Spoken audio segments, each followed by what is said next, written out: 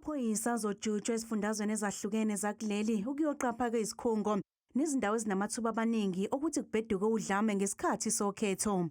Amaphoyisa amaningi azojutshwa ezifundazweni ezifana neKwaZulu-Natal ezinamathuba amaningi okuqubuka kodlame lokungaboni ngasolinye ngelanga lokhetho.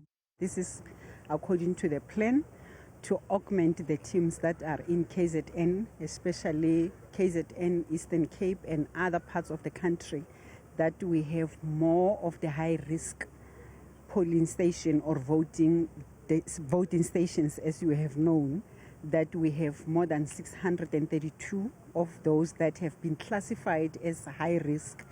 Ukomshana amaphoyisa ufani Masemola udonse ngendlebe amalungu ombutho ukuthi ayovikela izakhamizi zakuleli ngokuthi zivote ngokuthula nangokukhululeka. I did speak to the members to say they must go and protect South Africans, to make sure that South Africans are free to go and vote. They must create stability, create an environment that is peaceful for everyone to go and vote.